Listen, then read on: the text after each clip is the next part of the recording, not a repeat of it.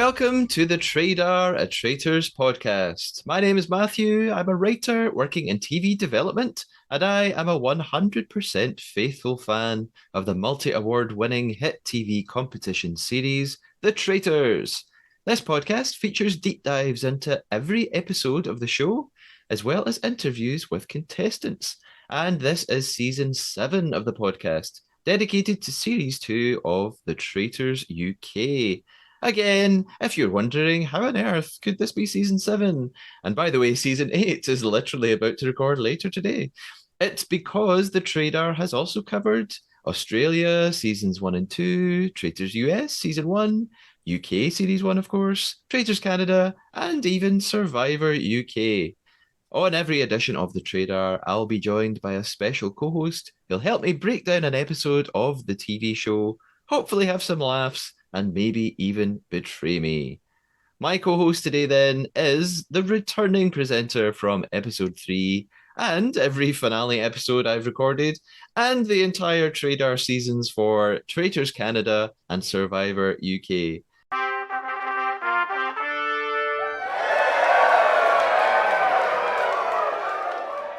It's David Bloomberg. Welcome back, David. Thank you. Thank you. Happy to be back. I feel like I don't really need to say welcome back. You're kind of here most of the time. Yeah, well, yeah. And David, you never know. There could be someone listening who has tuned in for the first time and doesn't know who we are and what's going on. Tell us a little bit about who you are and what you do. All right. Well, I, of course, did my, full intro in episode 3. So people could go back and listen to that if they are desperate to know all the details. But as a brief reminder, I've been covering reality TV for over 23 years, online in newspaper columns, on my own reality TV websites. Then I moved into podcasting, mostly on the Rob Has a Podcast network, and I've now done those for over 8 years for US Survivor, as well as expanding into US Big Brother for several years. And then, of course, I've been here.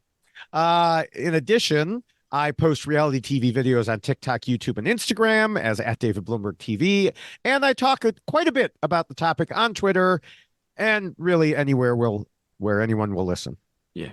And you've reminded me there, I forgot to mention this on the last couple of episodes, maybe. Since you were on episode 3 with me and you spoke about social media, and I said, oh, I hardly do anything. I've now joined TikTok. Well, the podcast has joined TikTok. Yes. So that's also at the Trader podcast. I'll mention it again at the end. But hey, you could watch little clips of the podcast there and some outtakes of me just coughing lots. So this is episode 6 we're going to talk about. I think this is a great one for you to come back for. Yes.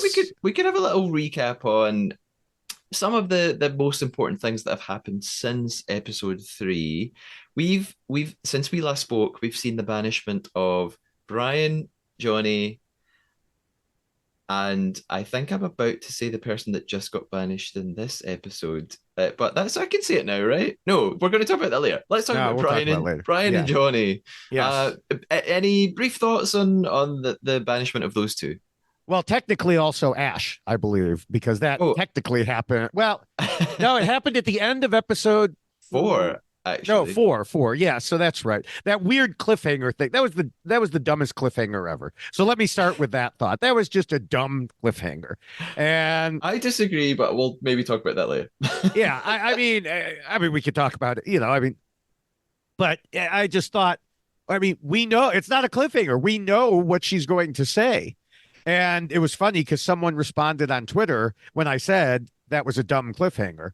And they said, well, she's going to say something or there's going to be a big reaction. And that's what the cliffhanger was. And then after that didn't happen, I was like, or not. And they were like, yeah, that was a dumb cliffhanger.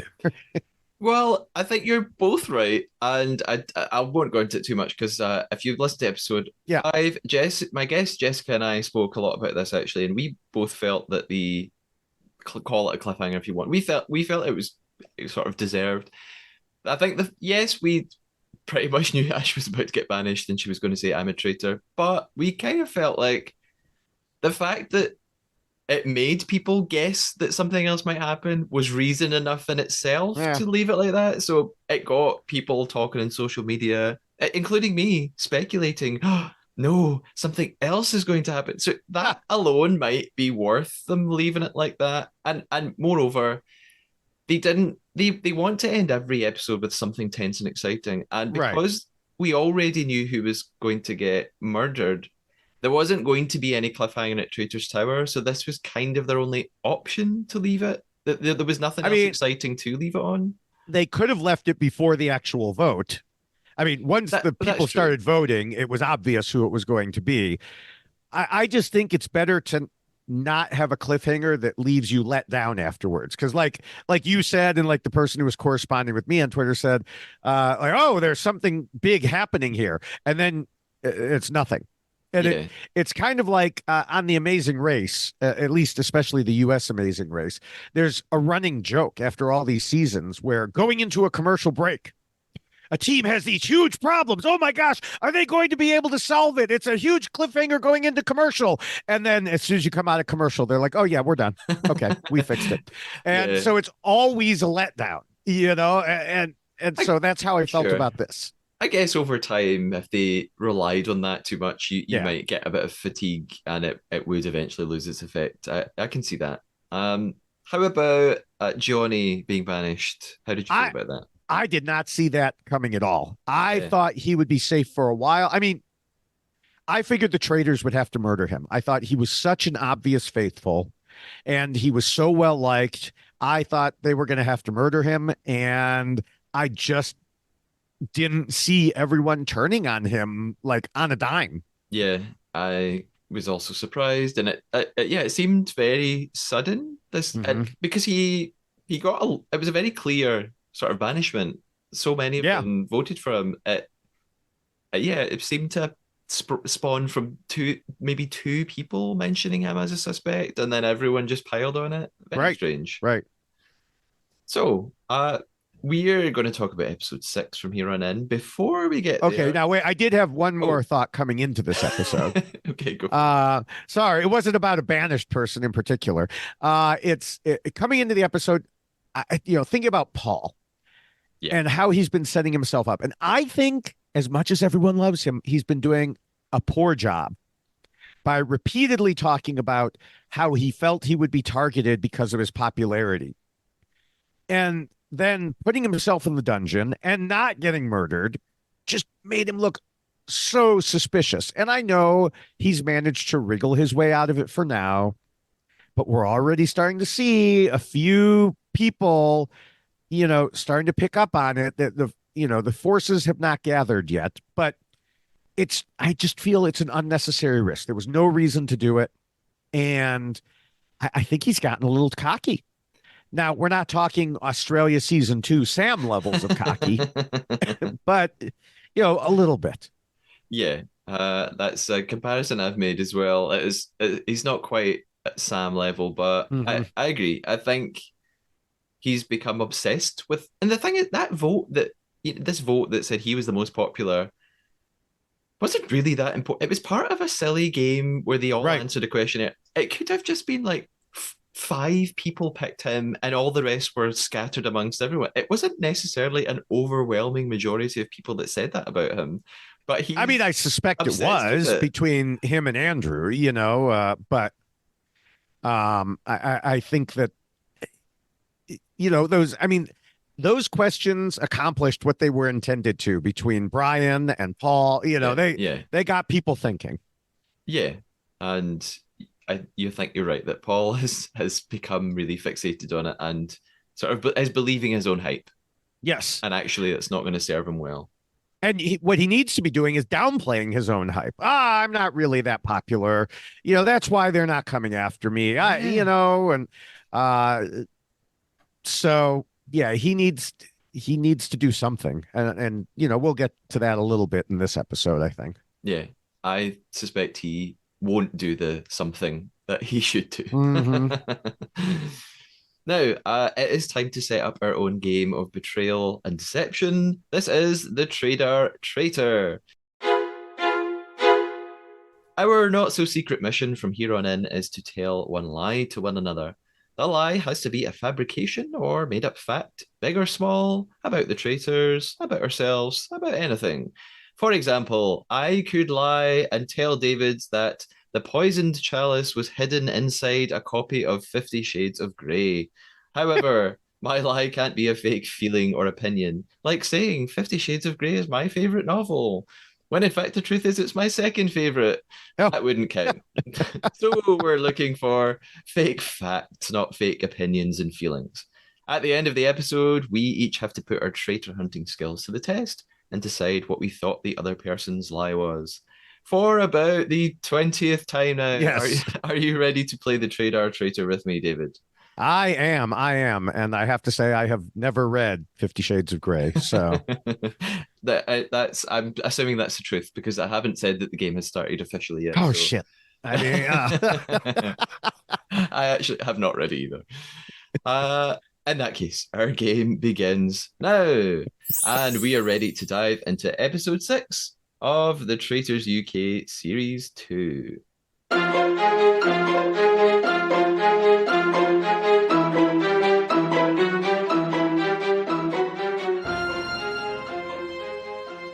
We start off with a recap of some of the most important things from previous episode. We're reminded that Ross won the shield in the mission. Johnny, of course, as we just spoke about, was banished, and Harry got really upset about it.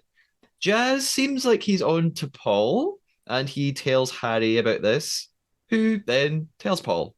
And it feels like in Traitor's Tower, the three people who are possibly going to be murdered are Diane, Charlotte, or Tracy. The episode properly begins then, and we're still at Traitor. They do this sometimes where they show us a continuation of Traitor's mhm. Tower. It's a little bit pointless. They kind of just say the same thing they already said at the end of the last episode. They've chosen someone, we don't know who, and they think that they've made a great choice because this person will confuse everybody. My prediction at the end of episode 5 of the podcast was that it would be Tracy. Again, you could completely fake this, David. What did you suspect would happen? My prediction was anybody but Tracy. Ah, okay. So, just being honest here. Why? I we'll get into that. Okay. Uh, Once we reveal who it actually was, okay. We can talk. drum roll, please. Okay. Although I have a feeling I might know what you're going to say. Maybe I'm wrong. So we start at breakfast properly then. There's some more lovely, beautiful scenery shots of Scotland, much different to how it actually is today here in Scotland. And it makes me feel like I really must go to Ardross Castle at some point. Ross comes into breakfast and he says that despite having the shield, it was a grim sleep. And he still has this feeling that he has a target on his back for being so vocal about his thoughts on the traitor. And I spoke about this already. I still don't understand this because I think, well, you were wrong though about the traitor. So why do you, I don't understand why Ross thinks he's a target. I mean, he might be a target for banishment, but he wouldn't be a target Yeah. for the traitors because, yeah, you just keep being wrong. Go for it. That's literally what my next note says. I've written in capital letters, unless he means target as a banishment target. So maybe he just didn't convey that properly, or maybe I just misinterpreted. I mean, Yeah, he probably did mean a traitor's target. What he could be thinking is because once he picked a target himself, he was so vocal about it. So they could be worried, oh, what if he lands on one of us? yeah, But that's kind of, that's stretching things. yeah. I don't think he has more of a reason to be worried about murder than anyone else. So Yeah. I don't know why he keeps going on about it. Charlie now thinks that Ross could be a traitor, funnily enough, because she says that he sort of commandeers discussions at the round table. And because we're shown that in the edit, I sort of immediately think, oh, is this, are they telling us something about Ross here? Why are they showing us this? Molly, Ross, and some of the others talk about how, we're essentially at the halfway point almost. So everybody knows each other really well. Relationships are strengthening, and that therefore makes the game much harder. It's more Hmm. difficult to vote out somebody that actually you get on with really well. And this is the moment where I thought, wait a minute, Charlotte's already here. This is really weird. Charlotte's already at the table. She was one of the three people who we saw the traitors discuss. So we were led to believe that she was probably going to be either murdered or one of the Mhm. last group of people to walk in. So I was quite surprised the way they changed this. I thought they'd been doing that more this season of letting not having every the people under consideration be the last ones to walk in, that they'd been interspersing them a little bit more, but maybe I'm thinking of Traitors Canada, where they definitely did that. Yeah, if they've been doing it so far, I haven't noticed. I know that Okay. they've not left it to one single person walking in. Right. I thought they had still kept those last like two coming in together with others, but maybe Okay. I'm wrong. I was just very surprised to suddenly see her Hmm. there, and I thought, oh, okay, well she's out the running, so Yeah. it's either going to be Diane or Tracy, unless their editors are really messing with us, and some other person goes who the Right. traitors didn't even discuss. Um, so They're trying to mess with us for that Traitors online game, prediction yeah, game. I would be really annoyed if they did Yeah. that because I want to win. So everybody at breakfast is discussing who they think is going to be murdered. It's funny because Jazz says Diane is like my auntie in here, and Paul makes the joke, "Well, she is my mum," Yes. and Yeah. I can't wait till they find out the truth. And I Yes. don't know if they're going to find out on the show. I really have and I said this in the last episode of the podcast. I have a feeling the truth won't come out. Maybe until like the last episode or something. I I don't think Ross and Diane are going to tell anyone. I I think we'll see it on Uncloaked. Yeah, When one if like Ross or Diane, whenever they go out, whoever they're talking to there, I think they may reveal it at that point, yeah, just to that one person. But I will say, based on like an interview that I saw or some video that I saw, uh, at least most, if not all, don't find out until afterwards in a group text chat. yeah. That's the impression I got from Brian. He posted a video on TikTok, I think, and he shared a little Yeah, screenshot of him finding out right, in an audio. right. So yeah, yeah, Actually, it might have been on Uncloaked. It might have been that they mentioned it on Uncloaked, that they found out that way. That I think that was how they mentioned it, yeah. was there. But yeah, it is funny. And for those people who watched, the last season of US Big Brother, I mentioned on a previous podcast where you thought I was lying that there was Suri and her son were there, and he called Suri Mama C and Felicia Mama Fee. And the funny thing was, Mama Fee kept saying, "You're so much like my son. You're just like my son. I call you my son in the house." And so here she was saying, "You're my son in the house." And he really was someone's son in the house. Yeah, And so, yeah, there are some funny parallels there. yeah, and it's a fun dynamic to watch Right. with one up on everybody in the game. We're really just waiting for three people left to arrive, and in walk Diane, Harry, and Anthony. Therefore, meaning Tracy was gone, and my prediction was correct. Uh, And I, mine was not. and yours was not. Haha. We get a couple of flashbacks here. So, firstly, we go back to Traitor's Tower, and the traitors reiterate that, well, they reiterate something that's probably not that accurate. They say Tracy has no clear link to any of us. Well, that part's true. Tracy has no clear link to any of us. Like, we're not particularly close to her. We've not Hmm. had a run in with her. Therefore, if we murder her, no one will understand why, or no one will make a connection back to us three anyway. We also then see Tracy getting her letter telling her she's been murdered. Uh, I've just written, what a shame. She then does another Meg. Is it? Is it though? Go ahead. She does a Meg, and what I mean by that is when Meg was murdered, she thought that it was because she was like too observational and that's Hmm. why they'd gotten rid of her. So Tracy completely misunderstands why she's been murdered. She says it's because she was an asset to the faithful, because she's psychic. And I wonder, Tracy, when were you planning on actually using those abilities? Yes. And she literally says in the next breath, I don't know who the traitors are, but they're playing a very good game. I thought, what use were you to the faithful if by episode 6 you still don't know who the traitors are? Stop it. David, you surely have something to say here Well, about you Tracy. stole everything from me. No, yeah, I was surprised they murdered Tracy. As you said, you might say I didn't predict it. But of course, you also know I'm happy about it. Well, sort of happy about it because I was so certain that she would not get murdered that I switched her into a final three spot in that online traders game. uh, So want want. But I just thought they'd keep her around as harmless until the end because she had no clue what was going on, even though she proclaimed herself a psychic. I thought it would be similar to the Traders Canada, where there was someone who was similar who got kept around very long. yeah. And uh yeah, I mean, like you said, she's like, I can read auras and I'm being quite psychic.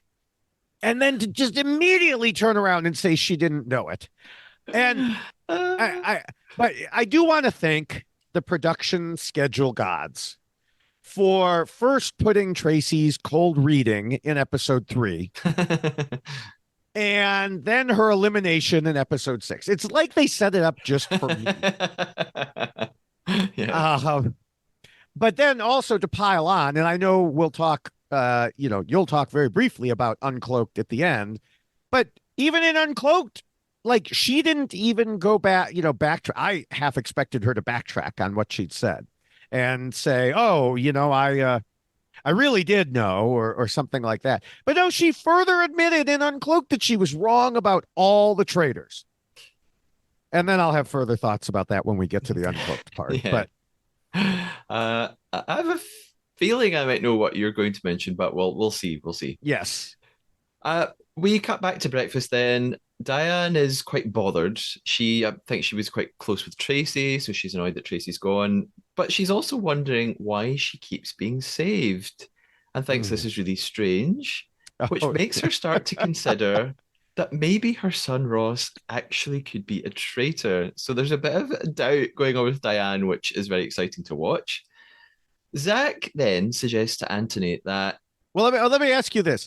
Do you think Ross could be a traitor and not tell his mother? Do you think he is capable of that level of deception?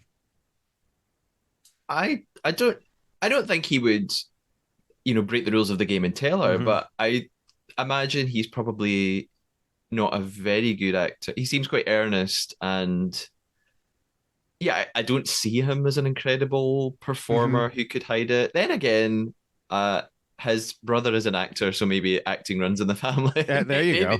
Maybe he is. So I have no way of knowing. Yeah, like I have two sons. That was my first lie to you when I said I had two daughters, and you didn't catch it. But it's funny because as they were younger, one was a terrible liar, and one he wasn't necessarily a great liar, but he kept it up. Like we found out he had like spent all the money in his piggy bank, and we were like, "Where'd it go?" And he kept insisting that he had. I don't even remember the exact thing that he had said. It was like I used it to buy lunch or something like that. And we're like, "No, you didn't. No, you didn't. No, you didn't." And so we stopped his allowance for like 2 years hoping and expecting that at some point he'd give in so he'd get an allowance. And he never did.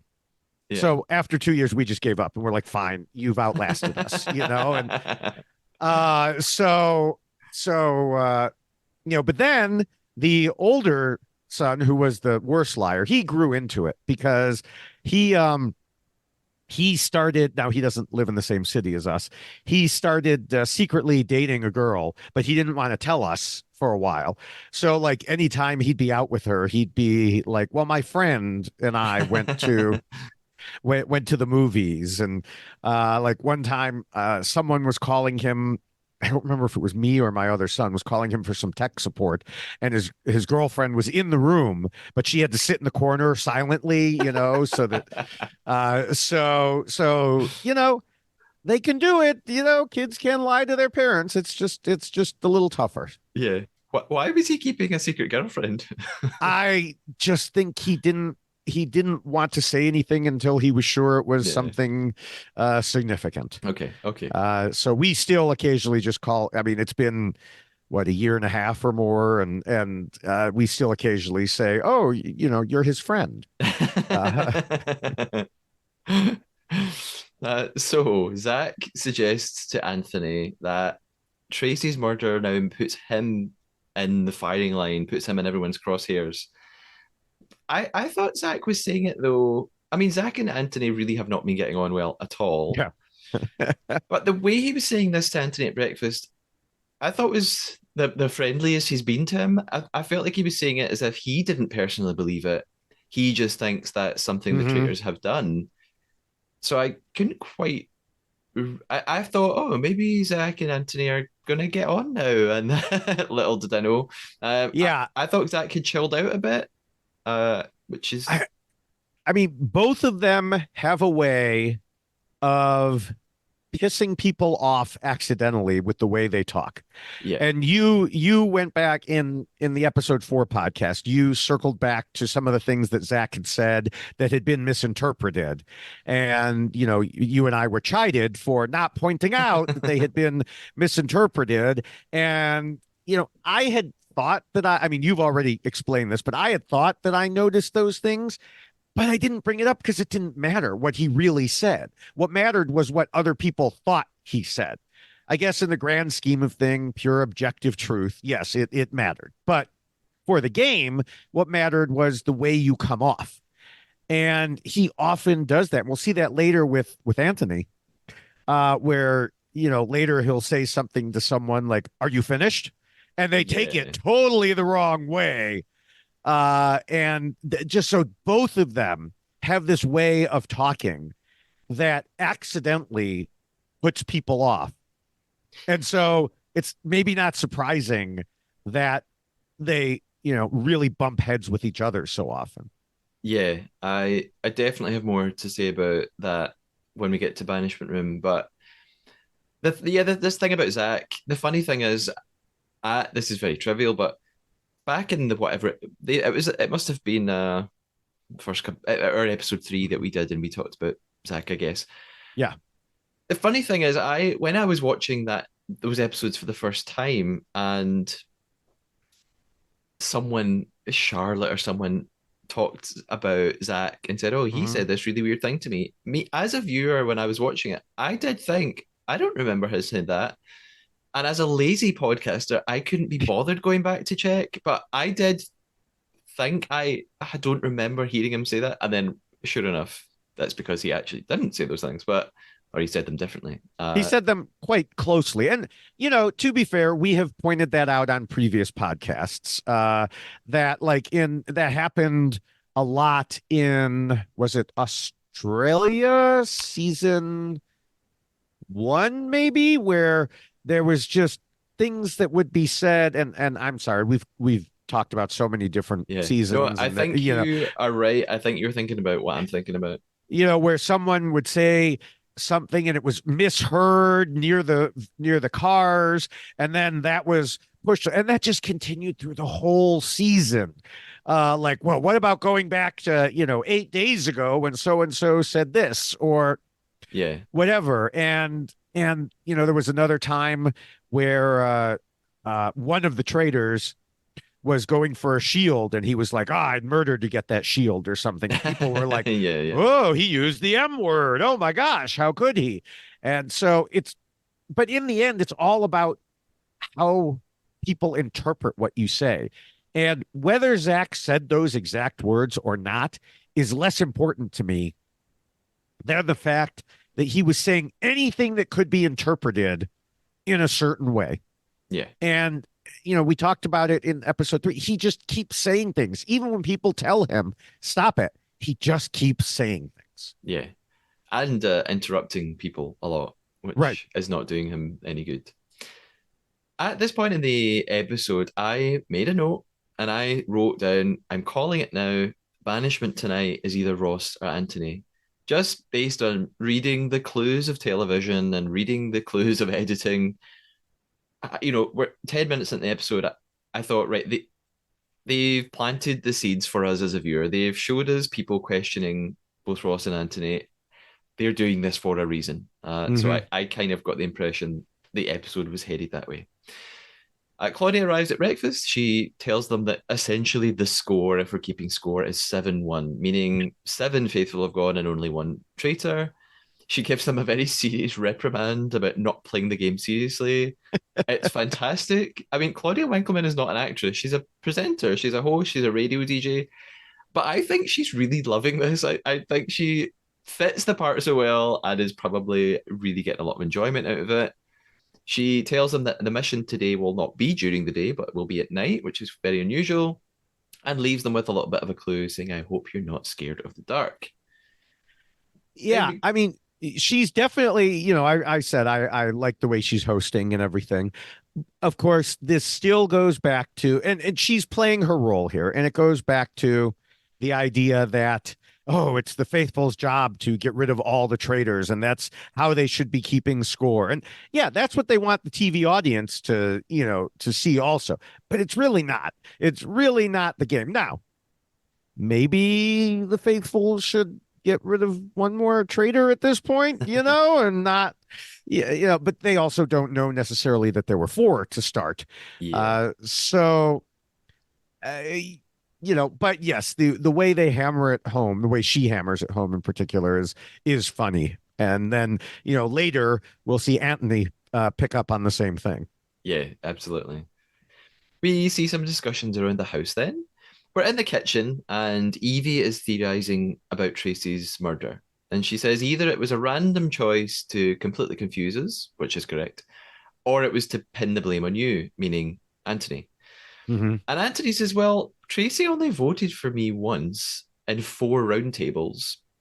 And he tells the others that he says, so it isn't interesting that Zach's the one who brought up this theory this morning at breakfast, meaning Hmm. Zach's manipulating things and actually Zach's the traitor. And Anthony then says, I'm telling you, 100%, and this is my sort of emerging theme this series. I know they always use this phrase, 100% faithful. But he says, I'm telling you 100%, my and he's talking about the fact that he 100% believes Zach is a traitor.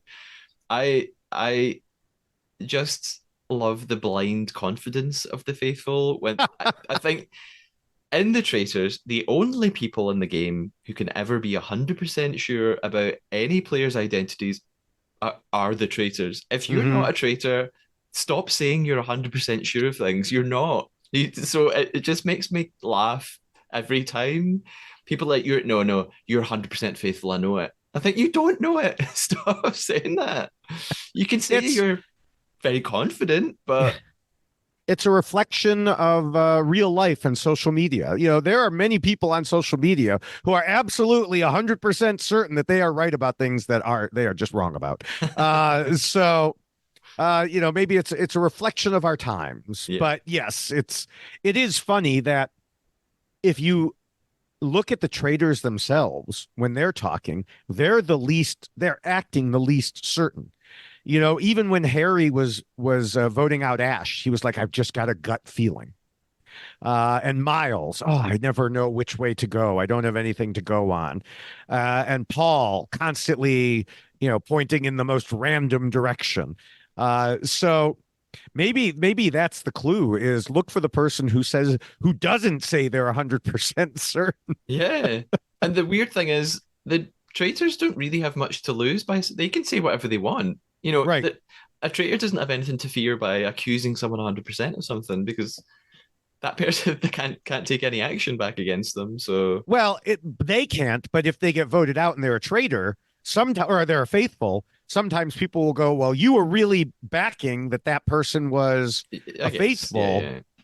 yeah. But then again, what was it? Zach said before they voted out, who was it? Was it Johnny or was it before Johnny? I don't know. He said, "Well, and if it turns out they're a faithful, you can come after me next." Yeah, yeah, he did. And then they didn't. So. Yeah. So Harry is in the kitchen during all of this going on, and he seems to just be loving the chaos while he sits back and has to do very little. Mhm. and I'll talk about this later probably, but I think Harry's doing a great job. Yes. Uh, Miles, I yeah, yeah, sorry, I did want to go back because you mentioned Evie a moment ago. I yes. always forget Evie's on the show. A lot of people Um, do. and which is a reason that I also made her one of my final three people because I was like, she poses no threat. I think that she'll make it to the end, and then they'll just let her, let her come along with one of the traitors, whoever it is. Probably Harry at this point, I think. But Yeah. I just, yeah, I constantly forget that she's on the show. Yeah, very early on, I I'm it's so difficult to make predictions at the start of a season what's where anyone is going, but I Hmm. predicted probably someone like Evie or Charlie or Molly would get really far because they seem very quiet. But then again, those are the people who sometimes get murdered because the traitors decide they'll never get banished. We have to get rid of them. So it's difficult to tell whether or not that will end up happening. Yeah, it really depends how clued in or clueless they are near the end. Yeah, If the traders feel that they have them in their pocket or not. yeah. Miles is in another room of the castle and he starts talking about Andrew, which I found quite strange. He's suggesting a couple of people he thinks are traitors. He says Andrew or Anthony, and I don't know where the Andrew thing comes from. Zach and Ross then back up this as well. Well, the Anthony part anyway, which again makes me think, okay, that's where Roundtable is going tonight. We then move to outside. Diane is having a chat to a few people, and she refers to Ash. And she says, Ash said we weren't looking in the right direction.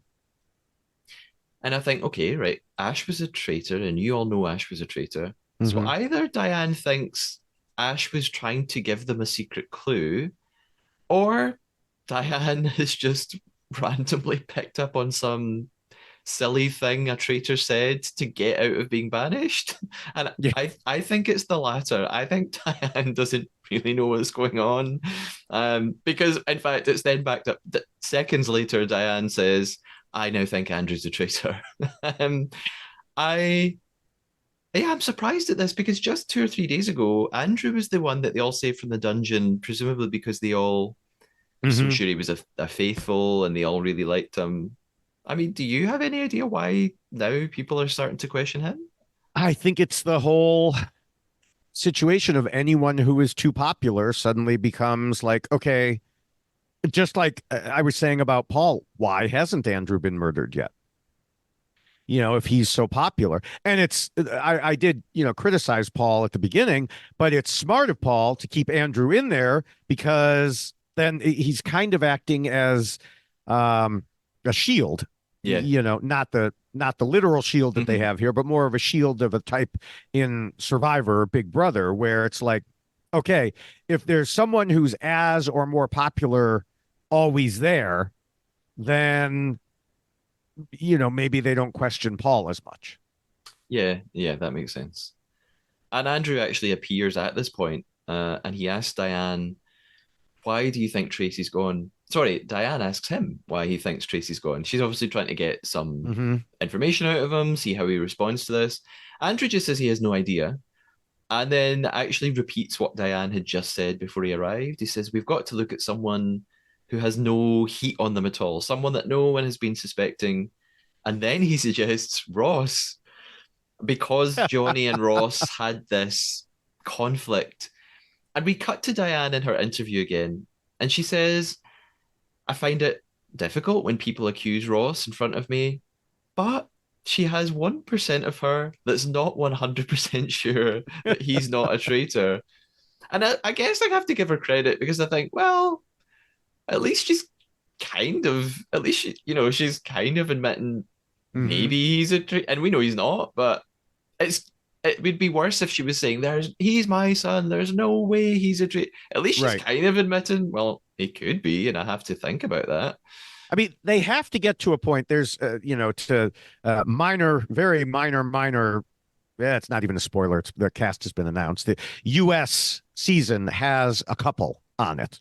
A known Okay. couple, not a secret couple like they had in the previous UK. And, they keep doing these things. And at some point, they have to make one person a traitor and one not, whether it's mother and son or a couple or, it's like, come on, at some point it has to happen. Yeah. Uh, yeah, I think I like it. It adds an extra level of Hmm. secrecy, and it has so much potential for all different things to happen. You know, like Right. whether one of them is a traitor or both of them are traitors, and it's a good mechanic Yeah. to make interesting things Yeah. happen. Before I move on to the mission, I will just own up to something at this point. I will be very honest. My theory from the last episode has been debunked. I had this theory at the end of episode 5 about Diane. I thought there was a moment at the end of episode 5 where Diane had suddenly caught on to Paul. I thought she had this, she was overhearing other people talk about Meg's murder still and saying something about, yeah, isn't it weird that Meg got murdered? We never figured that out. I thought Diane had was piecing it all together, but no. She's on Andrew now. So it's time for the mission. Which and I noticed here, I my first note about the mission is this feels very sudden. We've done a whole day in about 5 minutes. And that's significant as the episode goes on. We arrive at a graveyard for the mission, and we've had cemetery tasks before. This Hmm. it's all set up really well. It's very creepy. The music's working. It's quite a it's a great set piece. It's Yes. very dramatic and Yeah. dynamic. Some of the people coming in are like, oh, it's dark and we're at a cemetery. It's like, it's Yeah. not a real cemetery. I mean, even if it were, okay, but it's not. It's not what? Yeah. They're not really Oh, robbing other people's graves. oh It's man. shocking. There is £10,000 available here. Apparently, they have 15 minutes to do it. This is one of the times that I might believe the time limit. I Hmm. generally think the time limits aren't real, but maybe this one is. They basically have to run around, smash open a bunch of graves to find money. One of them has a shield in it. However, there is a twist. It's not that easy. There are two big spotlights, these beams of light moving around the fake cemetery, and they have to not get caught. So don't be caught in the light. It's very video game to me. There are often missions like this in video games. So it's good for. It also reminded me of Squid Game a bit too, Yeah. like this And sort what, of red light, green light. yeah. So, Yeah. I mean, to me, it felt like a combination of the prior graveyard and art heist mission. So they had spotlights instead of lasers. So, um, yeah, I just, found that's how I looked at it was that combination. I will say when you say they had 15 minutes and it's real, I think that there were definitely pauses each time someone got knocked out yeah, because much like in Squid Game, Red Light, Green Light in the reality TV version of Squid Game, uh, that lasted like 7 hours. yeah, And it was because they had to look to see, okay, who actually moved, who didn't move, etc. And I'm sure while we saw the obvious times and it would turn red and everything else, I'm sure that they had to, in the moment be like, oh, wait, did that clip them? Did it not? Etc. So I'm sure there were pauses in there. yeah. And of course, Studio Lambert are the same production company who makes Squid Game: The Ah, Challenge hmm. and The Traitors.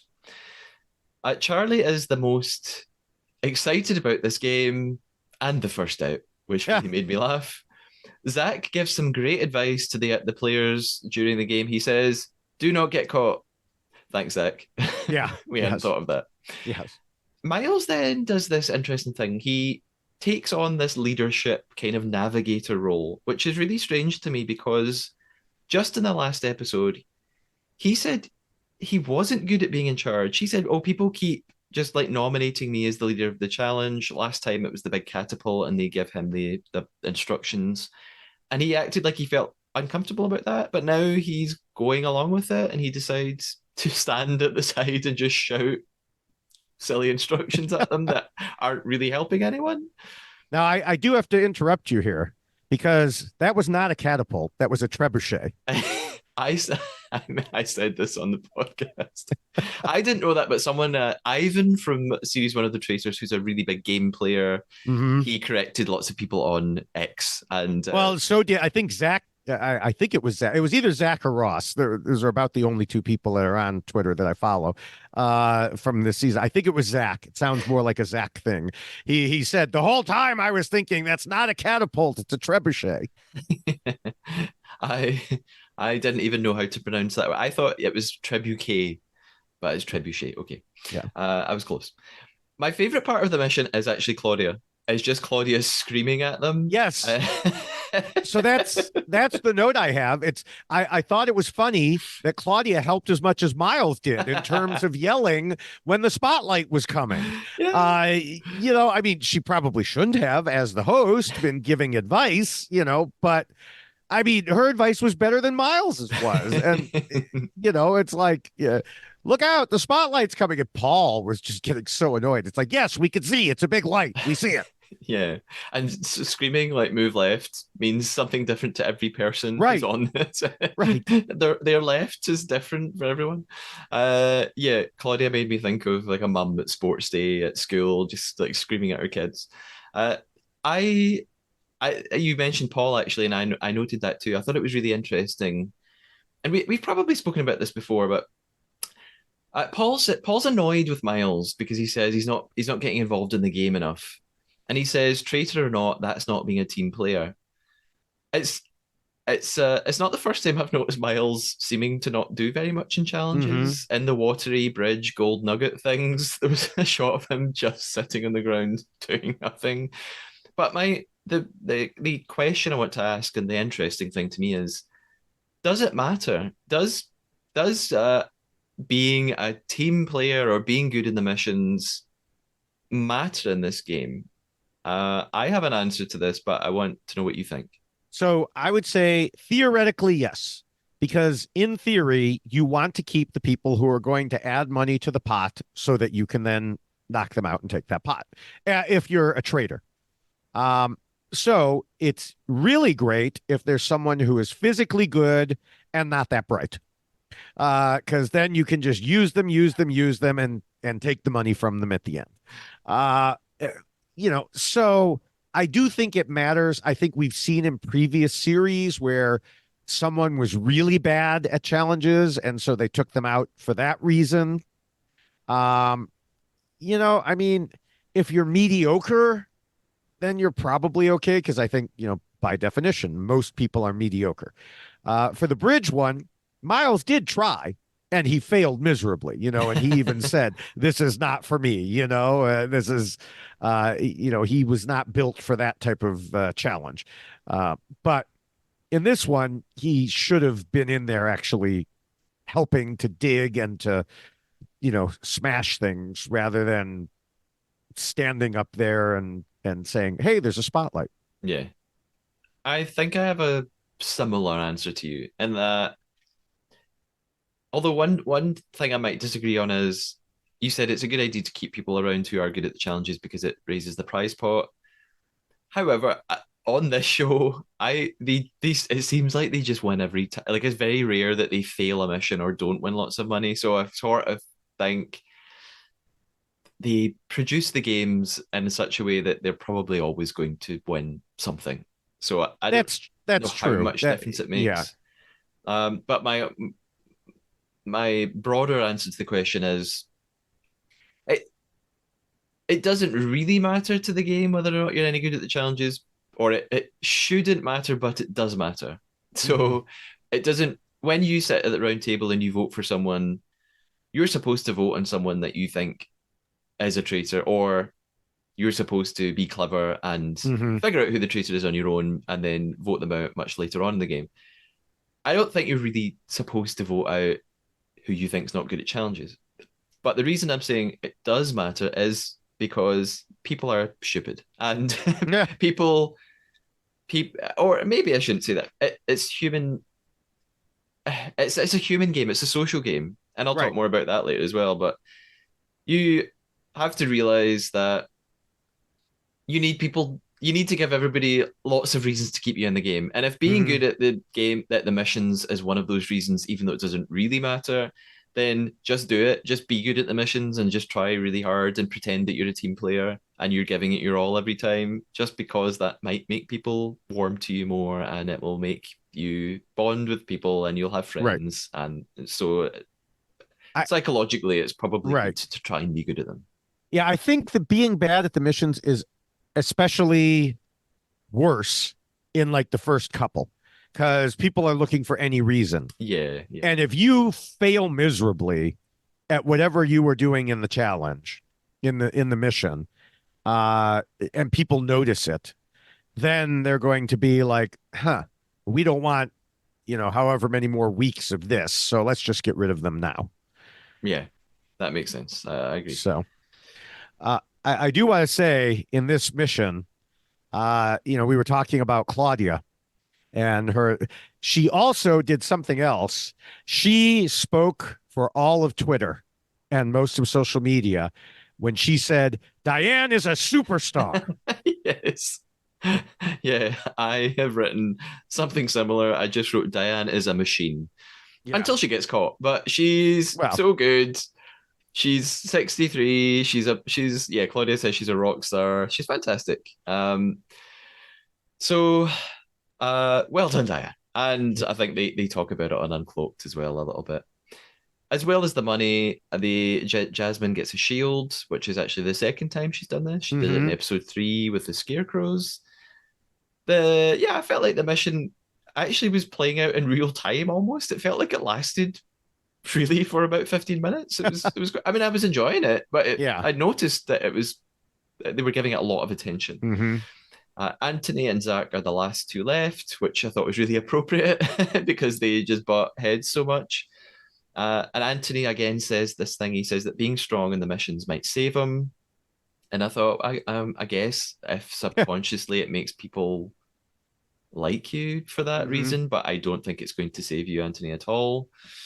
Uh, my I wrote some more notes about how. Oh, actually, I had a thought about the missions. A final thought, like a sort of Jerry's final thought.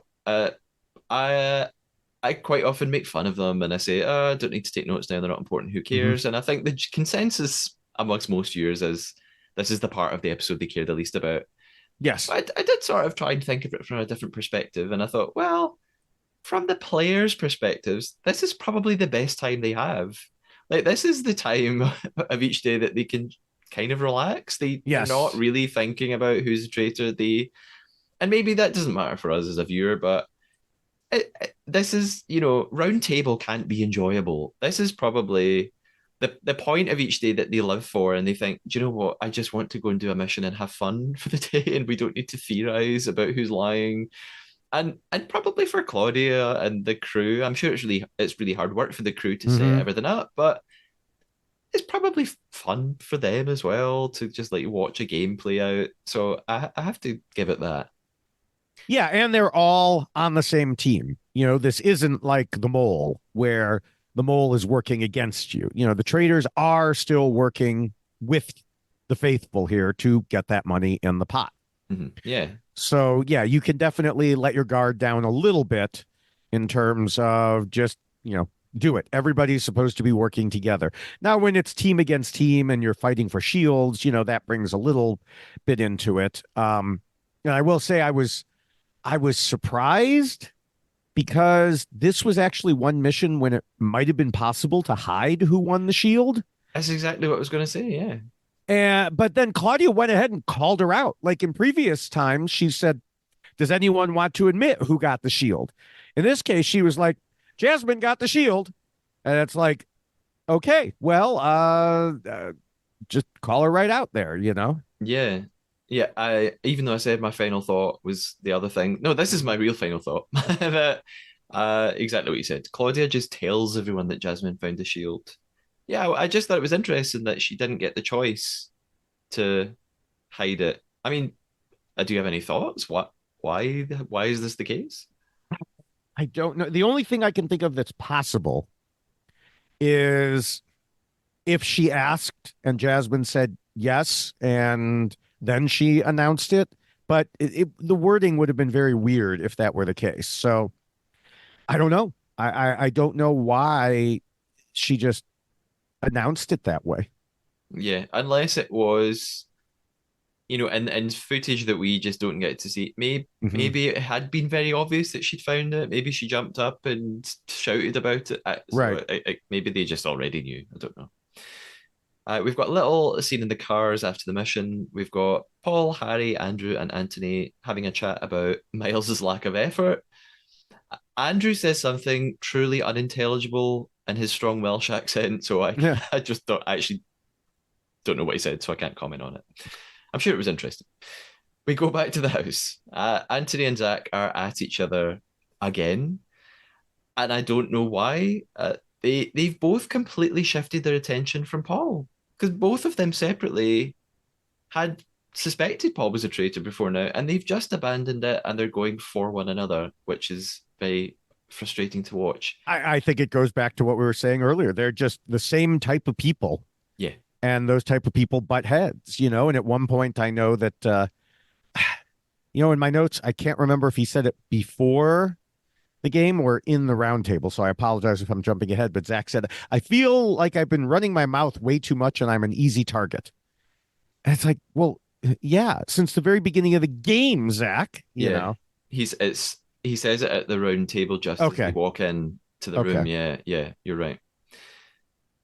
I also think it's an example of something we see all the time on this show, which is recency bias or just Hmm. short term memory.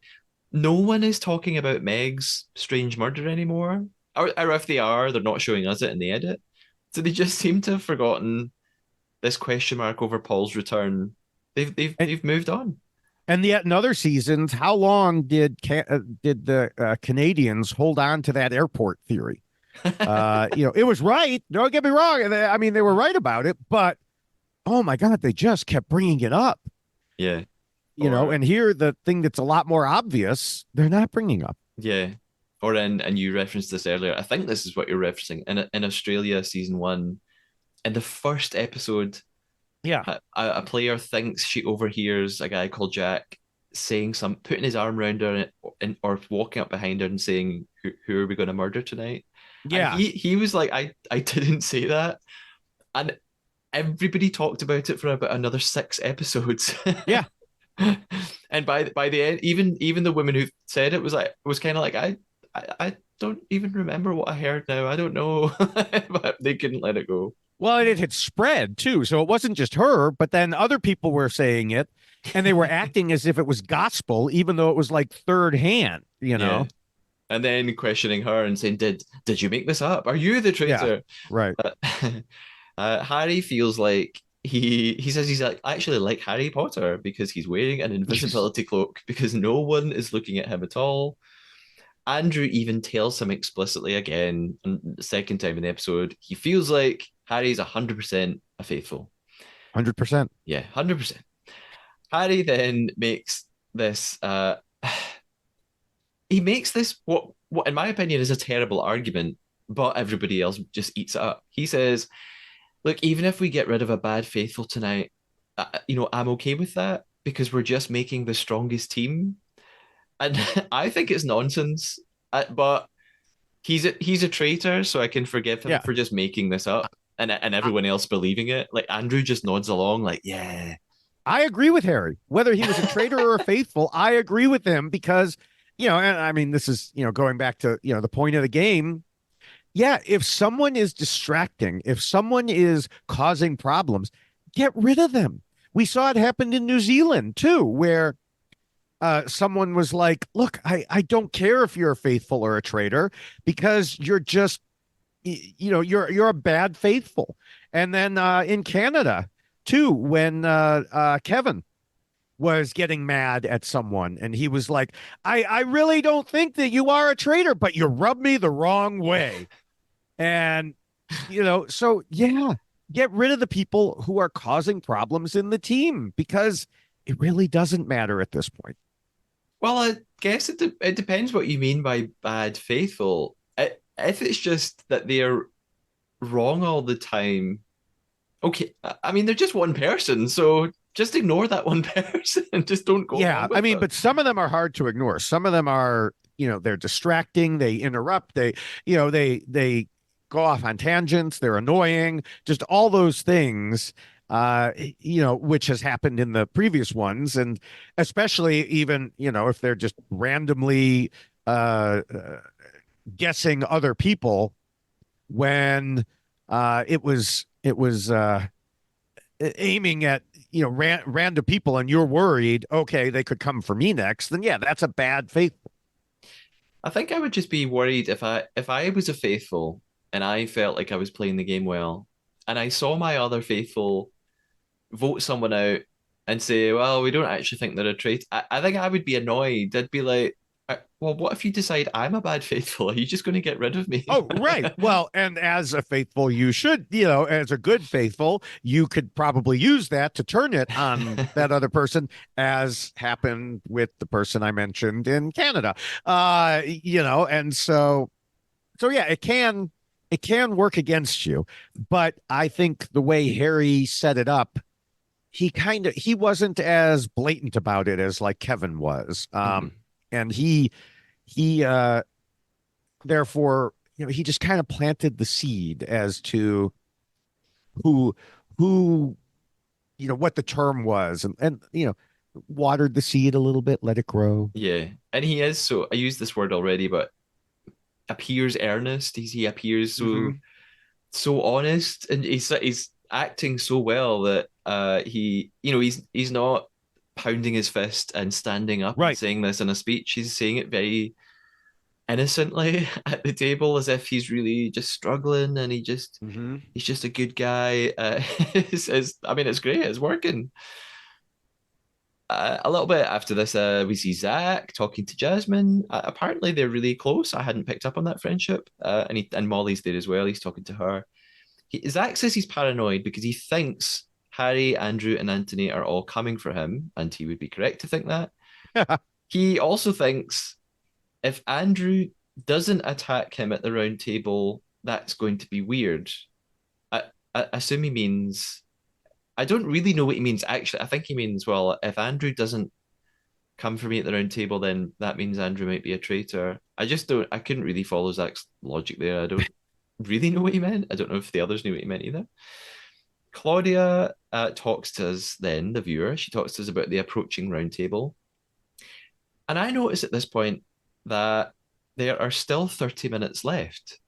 And I mentioned this earlier that I thought the mission happened very quickly. Well, I mean, Hmm. it lasted a long time, but Right. it happened quickly in the, timeline of the episode. Right.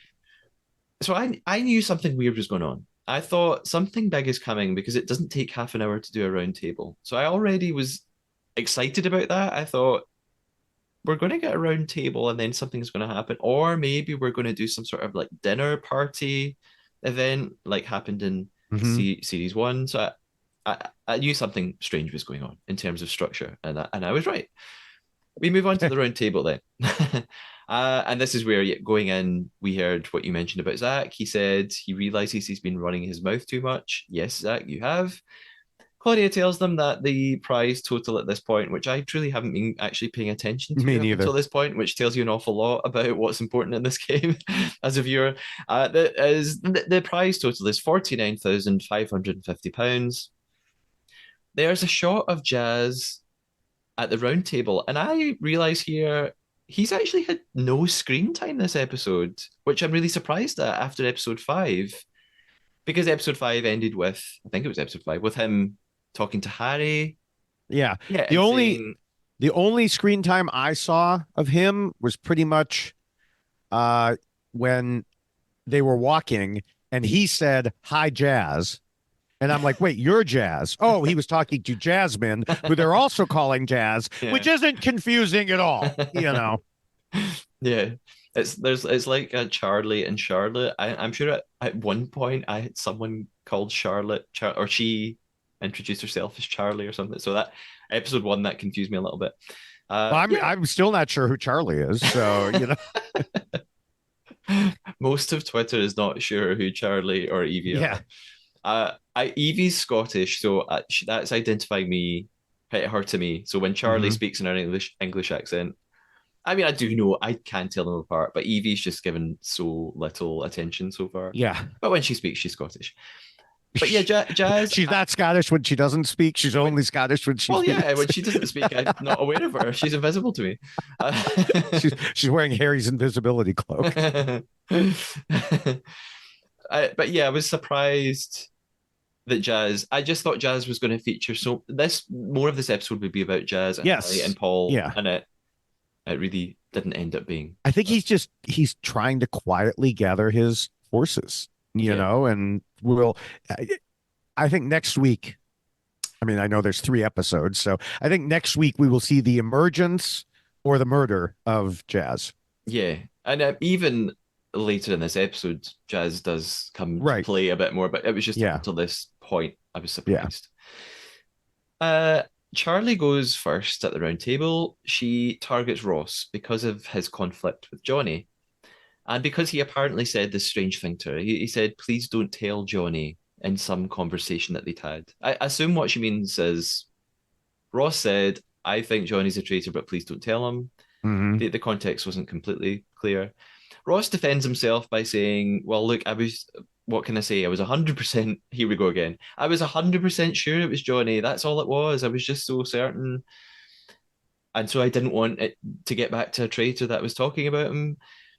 Harry then speaks up and he says he's going to go for Zach tonight, with another strange explanation that I couldn't follow. I found it to be sort of waffly non-speak, but it works again. Like Ross nods along and agrees, and I think, well, Harry is he's it's working. He's doing it. Well, he's showing his honesty by saying, "I'm not just blindsiding my target here at the round table. I told them ahead of time that I was coming for them. That's how nice a guy I am." Yeah, yeah. So it's very effective. His reason for going for Zach is that he thinks Zach's kind of, or Ross, I think maybe says this, that Zach's just always throwing too many different ideas out there and he's very confusing and he contradicts himself. Hmm. Meanwhile, Paul has said nothing so far and looks very pleased that there is zero heat on him whatsoever. Zach says, "Well, it's just normal to change your mind from day to day. That doesn't mean I'm a traitor." And Miles chips in a little bit here. He questions Zach further, and Charlotte does too. So there's definitely heat on Zach, and he's probably going to Hmm. get some votes. Diane then jumps in with this really strange, to me, unexpected defense of Zach. I don't know why she's doing this. I found it very odd. If anyone, I would have thought she'd want to protect Ross at all Yes. costs, and not necessarily by verbally defending him, but I thought if she sees people attacking someone that's not her son, just let them do Right. it. Like, and again, you used the word shield earlier. I thought, well, Zach is like a metaphorical shield for Ross here, so let him be that shield. I was surprised that she stepped in this way. I don't know. She then turns to Andrew and says she suspected him from the beginning. And I thought, really? I genuinely feel at this point Diane has been in quotation marks certain about 12 different people from in the game. Like, she's got someone new every day that she's 100% convinced about. Charlotte suggests then that Andrew is behaving the same way as Ash did and gives more sort of rambling, unclear explanations. Jazz also comes for Andrew, and I am very confused for a moment. But then, thank goodness, he also Hmm. turns to Paul and he says, "I'm still not quite settled with you." And he brings up Paul's popularity and the strangeness around him not being murdered after the dungeon. Hooray. They've not forgotten, or at least Jazz hasn't forgotten. Yeah. One person hasn't One forgotten. person. They have a bit of back and forth, and Jazz sort of backs off very quickly, which on one hand is disappointing, on the other hand is maybe just very wise. Yeah. Because if no one else is going for Paul, why be that one person standing out? Right. Right. Jasmine now wants to attack Anthony, and there's a real almost argument here. She says he's completely different to when she first met him on the train platform. And actually, as a viewer, I can see this, and I can understand this impression of him, that he's so intense all of the time, And this is where, David, I have to refer to you. This made me think of you and your Survivor rules. Because one of your rules for Survivor is that you have to play the social game. Yes. And I just couldn't stop thinking about that here as Anthony then goes on. He's in traitor hunting logic mode. He's not in making mode. And underneath the surface, it's great to be in traitor hunting mode. But people need to like you. And no, just they just don't like him because he's too assertive and he's too intense. He And doesn't. he's so intense. He reminds me of a former employee in many ways, in that he's so intense when he's talking to you and when he's questioning you and saying things to you. And his eyes, just, he has these, there's no better word, intense eyes when he's looking at you. And it just looks, it's a little bit scary when he's doing that. And yeah, I had an employee like that, and he wasn't necessarily the best employee. And so when he would like defend himself or question things that were told to him, I mean, Anthony really does remind me of that employee. And it's, it, like I said, it's that combination, and like you said, the intensity. But even beyond that, the assertion, and I hate to even say this because they actually mentioned it on Uncloaked, which, hey, they got one thing. But there is a difference between, yes, the first 2 minutes when you meet someone on the train and in the heat of the game. Yeah. Everybody should have changed by then. You are not the same person. And so to say, oh, you're different than you were when I first met you. Yeah, everybody is. Yeah. So that's kind of a silly assertion to me. But you're right. He does not play well with others socially, much like Zach doesn't play well with others socially. They're so, focused and always going on the attack and questioning that people, I think, just get tired of it. Yeah. And he even has the comment that you mentioned before where Jasmine is speaking and then he says, "Are you Yeah. finished?" And everyone else reacts quite strongly and they're saying, Hmm. "Oh, that's so rude of you." And Yeah. he's saying, "No, I was asking a literal question. I didn't want to interrupt you." And it was probably a bit of both. I think he genuinely Yeah. was asking, "Can I speak now?" but was But his annoyed. tone, Yeah, yeah. yeah, his tone, and like I said, again, it reminds me of my former employee. It's just, yeah, his tone came off of, "Are you finished?" Like it's just, you have to watch those sorts of things. Yeah. And at this point, he gives this big speech about how he thinks Zach's the traitor, 100%, of course. And he's not shying away from that and insists that if they banish him, meaning himself, they'll be 8-1 down.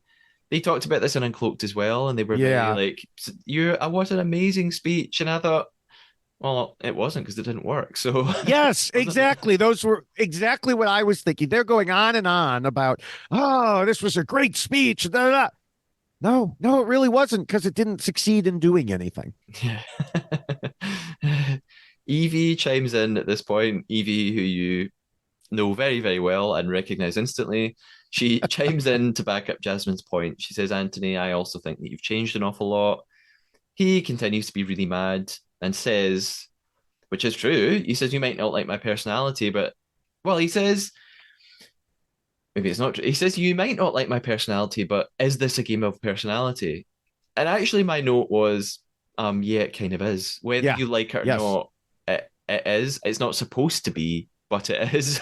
So, Well, I mean, it kind of is supposed to be, because the traders are putting on a certain personality and the faithful are putting on a certain personality. mhm. So yeah, it is a game of personality as well as scheming and logic and everything else. Yeah, it's a game about behavior Right. and the what you say and the lies you tell. So yeah, Hmm.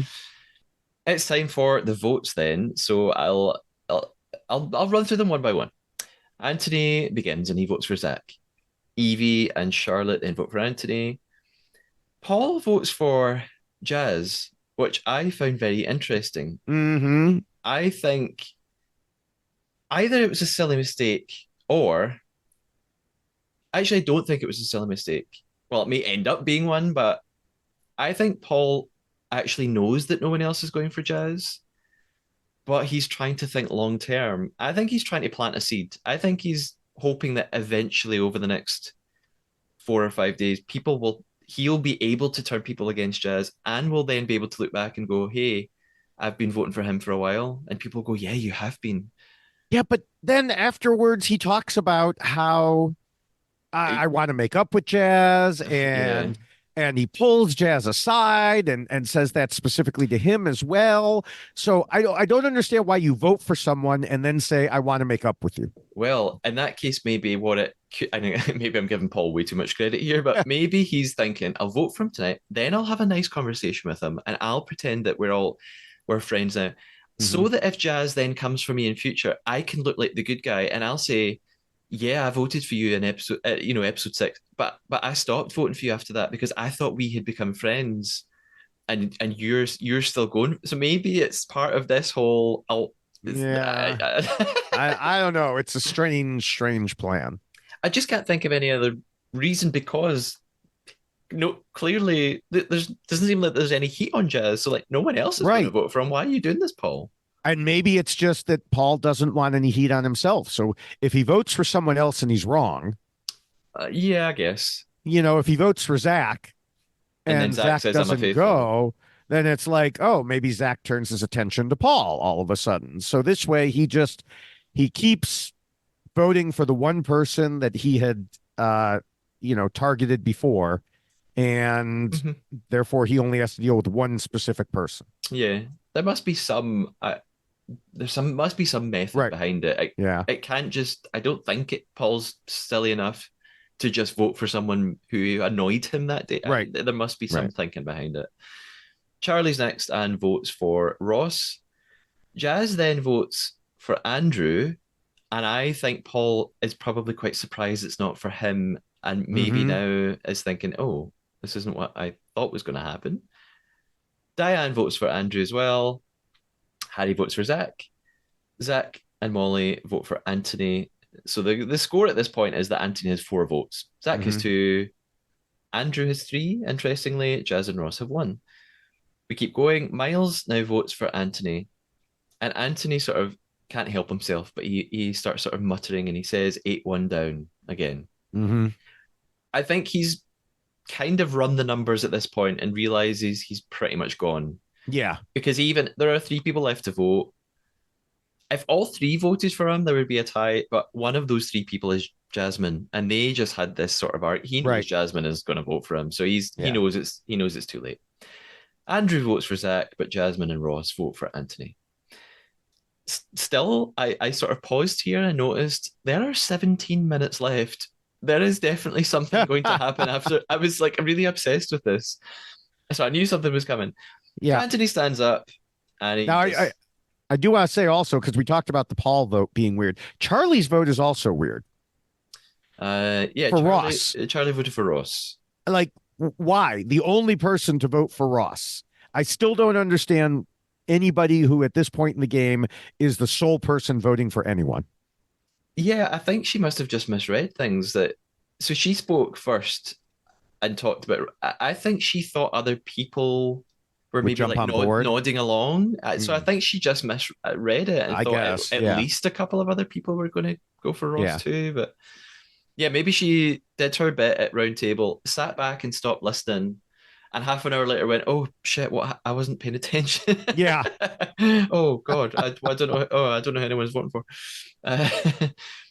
Uh, or she just misunderstands the game and is not Yeah. really thinking Right. strategically.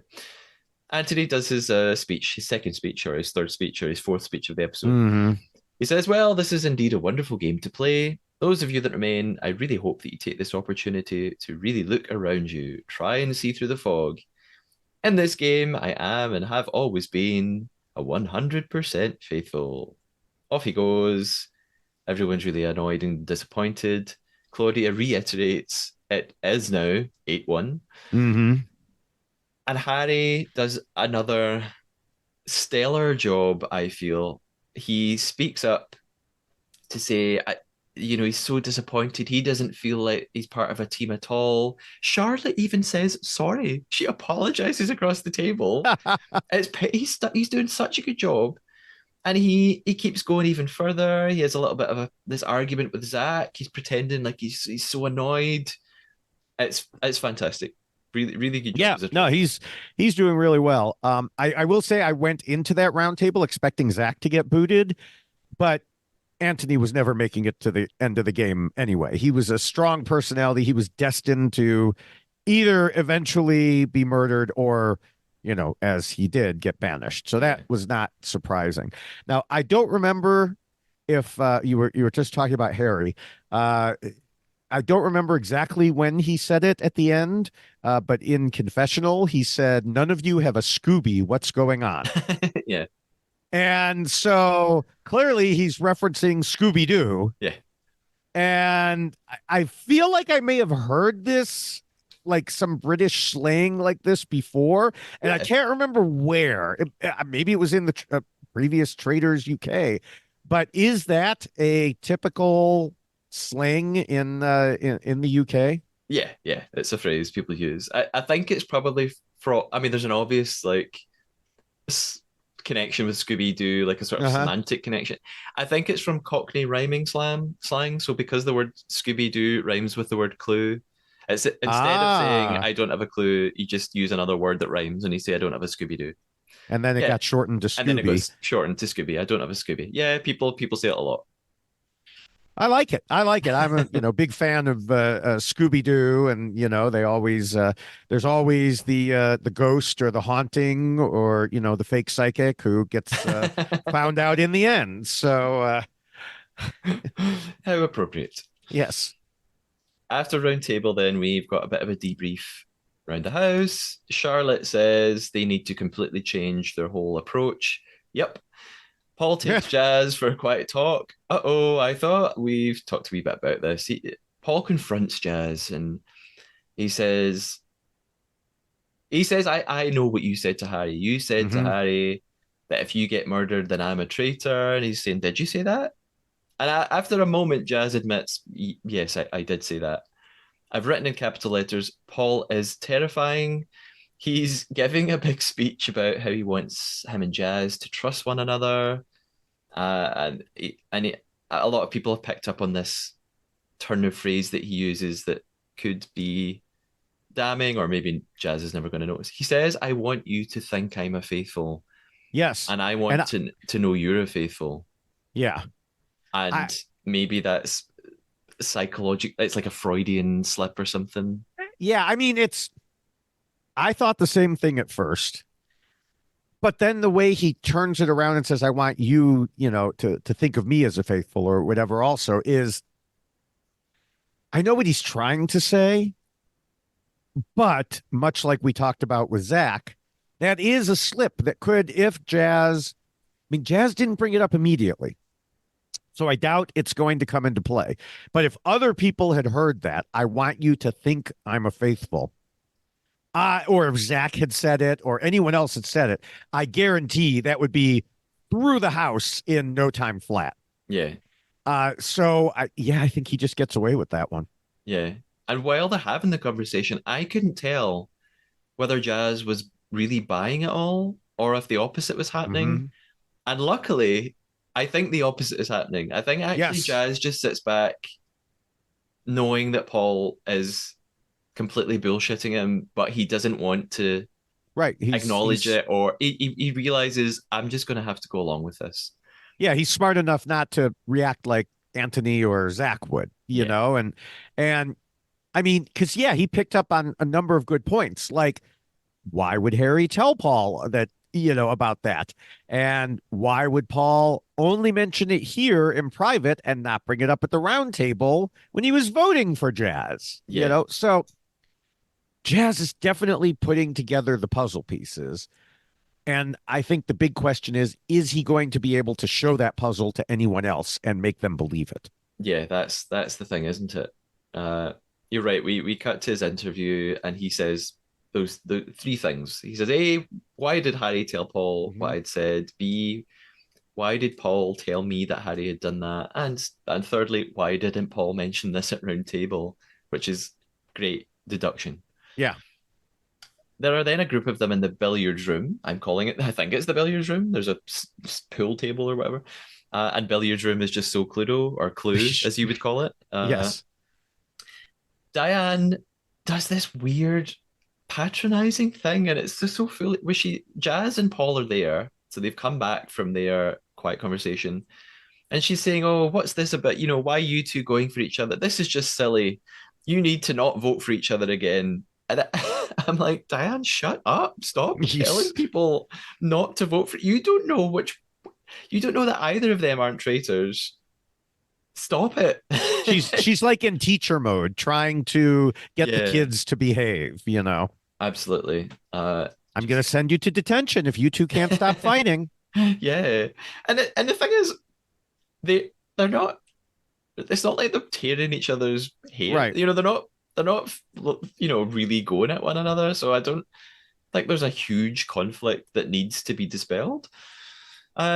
We cut back to Jazz in his interview, and he basically says he doesn't trust anyone, Mm-hmm. which is the right Good. approach. Yes. He's not doing the whole, well, here's four people that I'm 100% confident Right. about being. He just is like, I don't believe anything anyone says. And I just so hope he makes it right to the end. I really do. And he has this moment now where he opens up to the group and tells them about his family. He says his dad betrayed Mm-hmm. them and had the second family. This is sort of, I noticed that Paul wasn't in the room anymore, so that some editing sort of chopped up a little bit here. Some time's obviously passed, but essentially he's trying to explain that this is a big part of his general kind of mistrust of people. Yeah. And I do worry though. I wondered, why is Jazz getting this backstory now? Why have they chosen to show us this? Like, what's the narrative arc that the program makers are building? And I thought, please don't murder him next. Like, please don't this be just the moment you're building us up to him being killed off. So I hope he's going all the way. Yeah. He was so invisible, but not invisible enough for me to put in the final three, like in my predictions.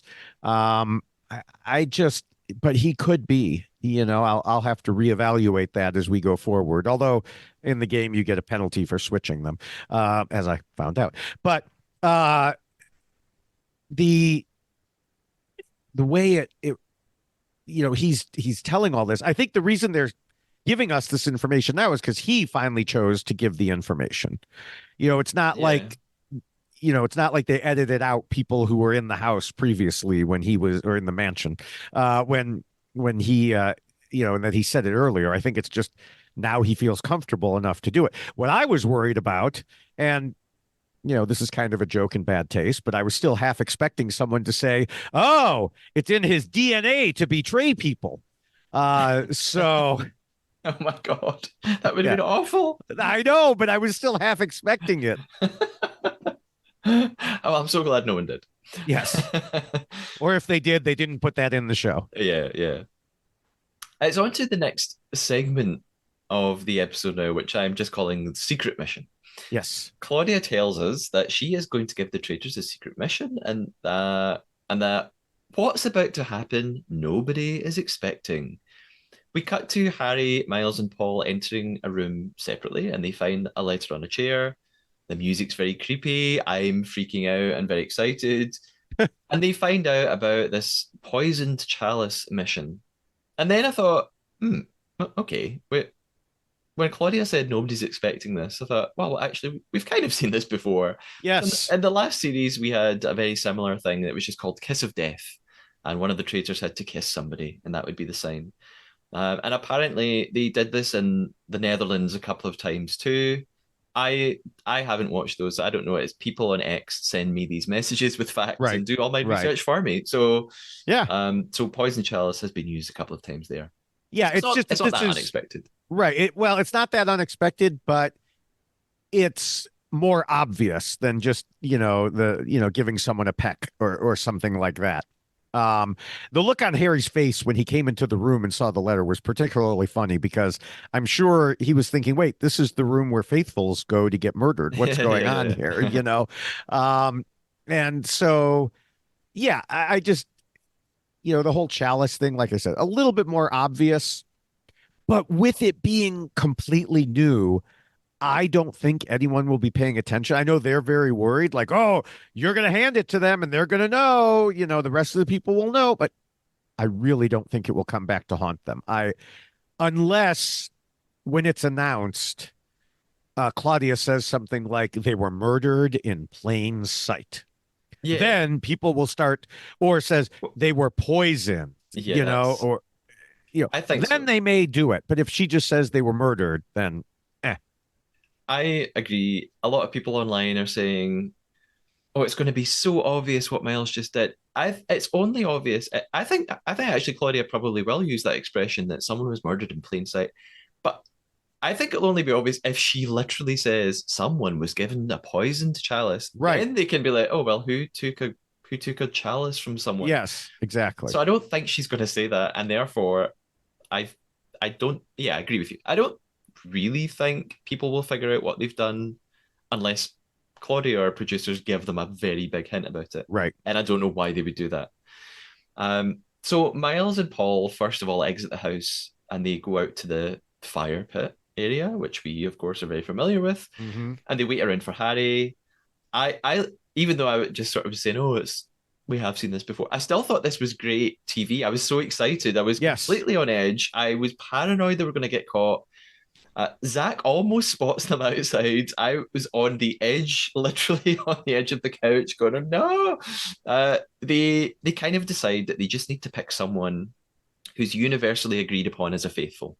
Like Hmm. pick somebody who's never going to get banished, and they have to do it very quickly, or make a choice very quickly.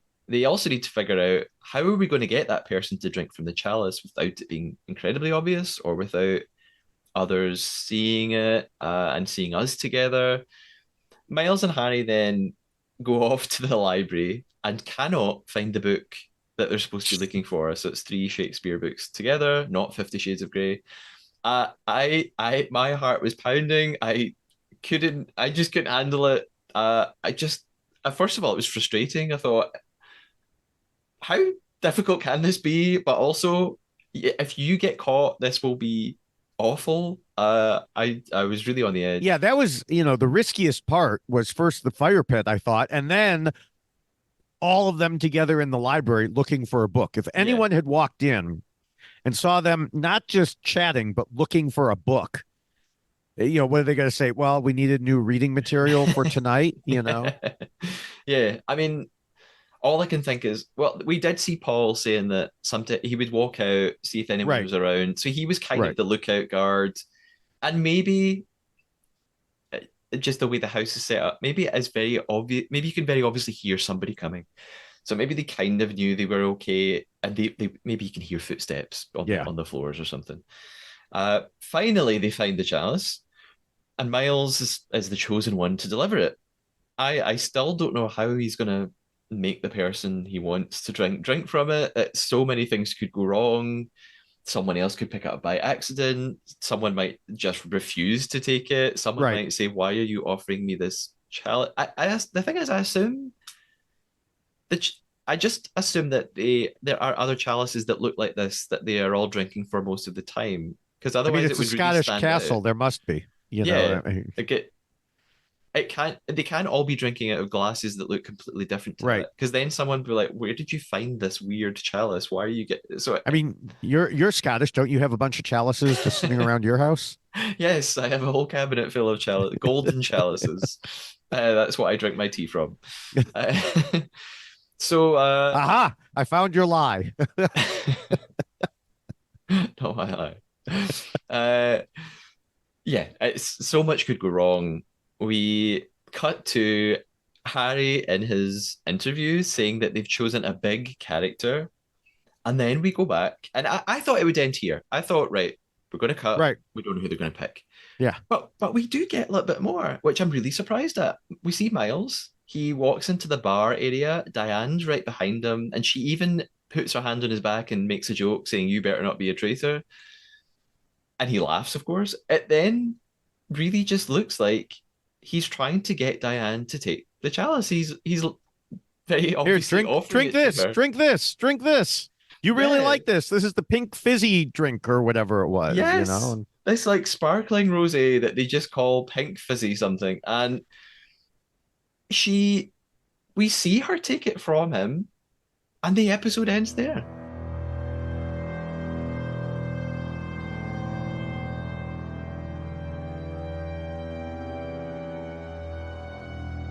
And my first thought is, well, that's a stupid cliffhanger. It's as bad as the one with Ash. But then the more I thought about it, it's like, oh, she has to actually drink from it. Yeah. So they're It's leaving us. I mean, I still think it would have been better, like you said, if it had been ending a couple steps earlier. yeah. But but by the same logic that you applied to the Ash cliffhanger, it does make us think, oh, is she going to put it down or not drink from it or whatever? Yeah. Now, don't get me wrong, I'm absolutely including Diane as my prediction for who gets murdered in the next episode. Um, but I don't know. I mean, given the Ash cliffhanger that wasn't a cliffhanger, I really feel like this is just not a cliffhanger. I think that she's gonna drink out of it, you know, and that'll be I the end of it. I do too. So there are various theories going around online. Some people think that the bell will strike midnight, or maybe it's already struck midnight, and she'll drink it after that, and therefore it doesn't count. Their mission had to be done before midnight. Oh, Or some people the poison dissipates all of a sudden, you know, and it's magic. it turns back into a pumpkin. And some people think, at the last minute, she is going to actually hand it to someone else. She's going to do a swap. Hmm. Or she drops it and it spills on the floor. Or she actually just walks away and puts it down and forgets about it and doesn't drink out of it at Yeah. all. I think the same as you. And on the BBC prediction game, which, by the way, listeners, you can join in. Again, the link to join our mini competition is on the X. It's the pinned post on the X page for the Trader, which is at the Trader Pod, and it's in the first highlight reel you can see on the Instagram page at the Trader Podcast. And I think if you join now, I may be wrong. I think if you join our mini competition and you've already been playing, your points are carried with you. I If that doesn't happen, I'm sorry. But I think the same as you, David. My prediction is that it will be her. I think she will drink it and she'll be murdered. I hope that isn't what happens. I hope there is some weird twist and the Hmm. cliffhanger was worth it and that something unexpected goes wrong because it would just be so much more exciting. I fear that won't happen. Yeah. Yeah. We've talked a little bit about Uncloaked already. We've made some Hmm. references. What I will do is now I'm going to do my new segment, Uncloaked, Unwrapped.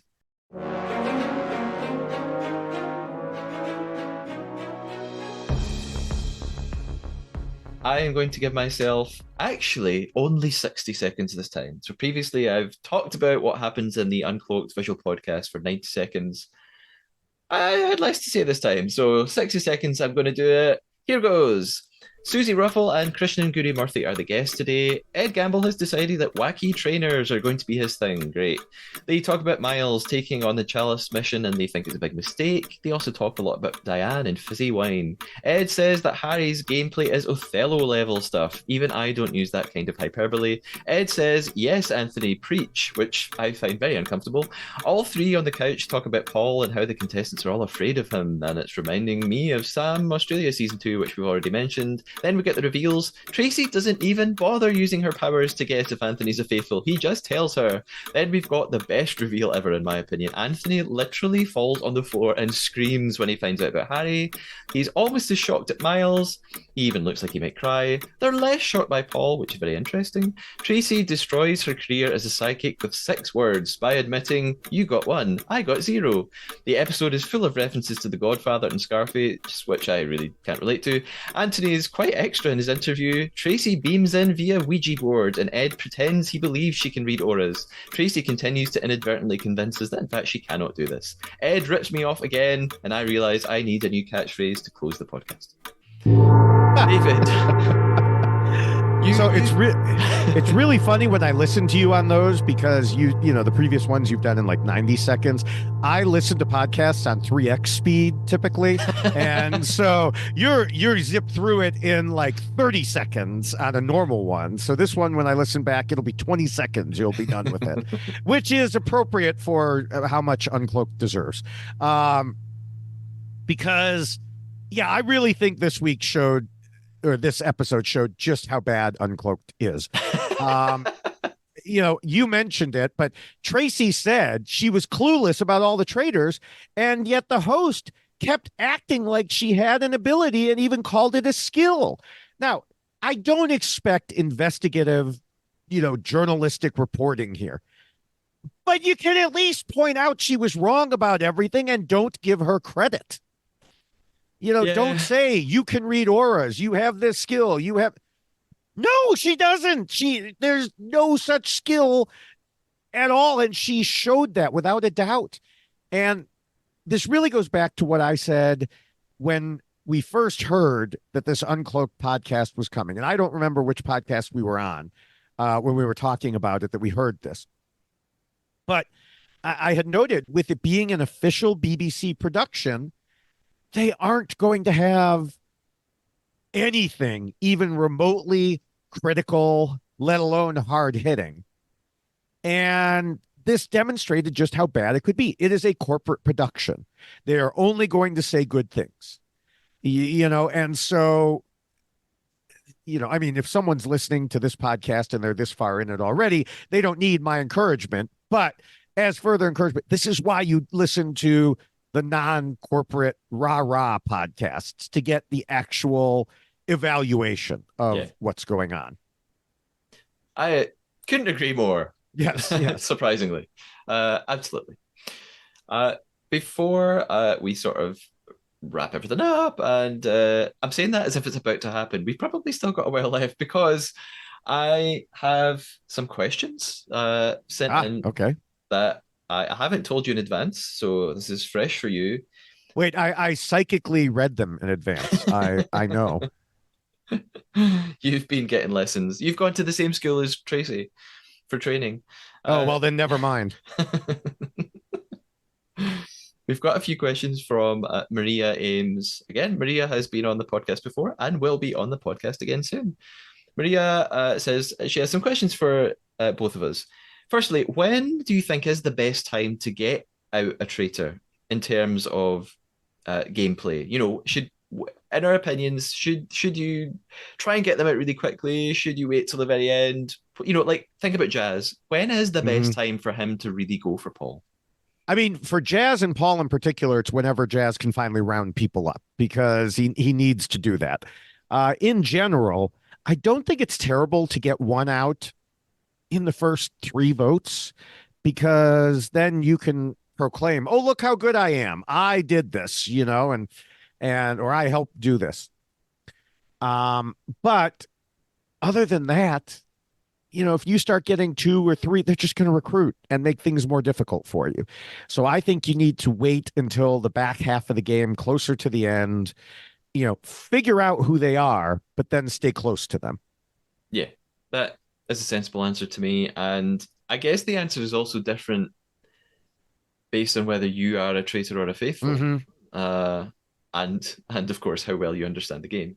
Right. But yeah, I think it's a good idea to get rid of one relatively early on, but generally then hold off and figure things out on your own.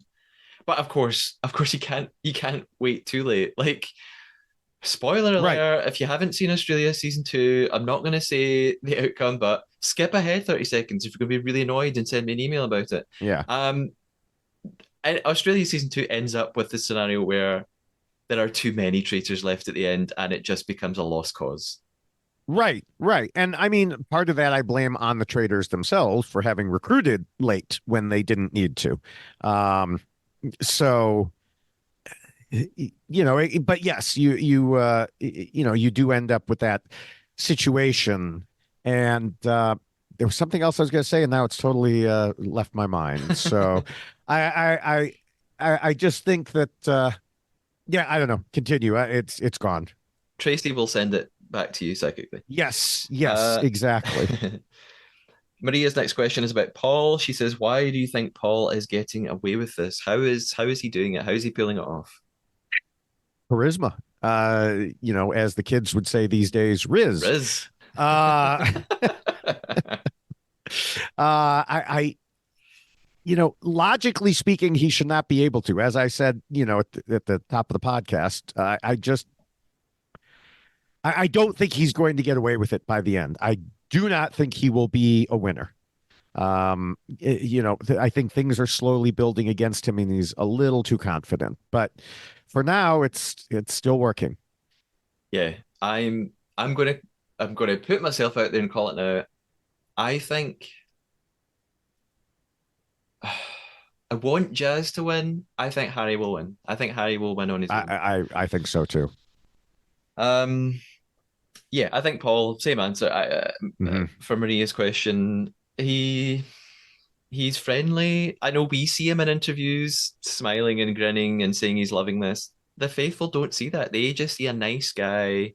Right, He's really friendly. He is not at round table, although he speaks up and calls people out. It's never aggressive. It's always right. relatively gentle. So I just think he's blending in Yeah. well. And I remembered what I was going to say, which was when you do vote out a traitor early, stop voting out the listeners of this podcast. That's what I want to say. Okay, make sure it's not a traitor who is a listener of this podcast, because for two series in a row we've had that happen, and that needs to stop right now. Yeah. Well, listeners that we know about, maybe other cast members are listening and they just haven't reached out. Yes. Maria's final question is: do you think they could ever do a game? And lots of people talk about this online. Do you Mhm. think they could ever do a game where the audience don't know who the traitors are either? I mean, they could, but I just think that I don't think they will. I don't think they ever will. I think it is too confusing to the audience because, one thing that the faithful always talk about is how in the dark they are. Yeah, And, do you really want the audience to be completely in the dark the entire time? No, I think they will get frustrated. I think the audience wants to, or most of the audience wants to know what's going on. yeah. And, I just don't see it ever happening. I don't either. I think there are other shows that do that, and that so they exist already, and I think it's a fundamental element Mhm. of this format that if you were to change it, yeah, it would have a massive impact of Right. what the show actually is. So I think that one of the whole points of the show, or one of the benefits and the reasons that it does so well, is this mechanic that the audience Right. knows straight away who the traitors are, and that's the fun. The fun is not that the fun is actually not figuring out who the traitors are. That's a whole different type of game. The fun is watching people get things wrong and Yes. watching people lie and get away with it and secretly enjoying people lying and getting away with it. Yes. Okay. I just have one final thank you, really. So I mentioned my coffee page before. There is a coffee page for the podcast, which is ko-fi.com/Matthew Keeley, where if you are enjoying the podcast and you feel like putting in a little donation of any size, you can go ahead there and send me whatever you feel like. And a few people have done that recently, which is really, really lovely. So, Jordan, whose name on coffee is the best name ever, is Nutmeg House Bear. And I don't know what that means, but it's fun. Uh, Megan R., who tells me she is a fellow Scot and is enjoying the podcast, and an anonymous supporter. I don't know who they are, but thank you very much to anonymous person. I really, really appreciate that. That's very helpful, and me paying for various things that I need to pay for to do the podcast. Yes.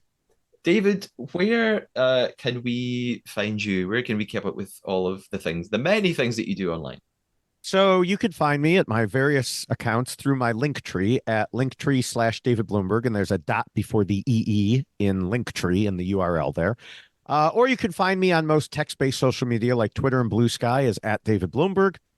And the video platforms I mentioned before, TikTok, YouTube, and Instagram is at David Bloomberg TV. And Threads is connected to Instagram, so they ruined my big plan of having text-based one way and video another. So I'm at David Bloomberg TV there as well. Trying to have some more reality TV conversations on Threads and Blue Sky. There's a few people scattered on there, but it's difficult. Speaking of TikTok, YouTube, and Instagram, I've been posting at least one reality TV short video on those sites per day since we're in I wouldn't call it the off season, but we're in the less peak season right now. And so, those are going to be from, obviously, they've been the Traitors UK. I've started some Survivor US old season flashback videos. And of course, I will now be posting Traitors US videos as well, plus a show called The Trust, a Game of Greed on Netflix. So I'm posting a few from there as well. And then anything else that pops up that, I find interesting from reality TV. So the numbers will start to increase a little bit more now that we've got multiple shows going on.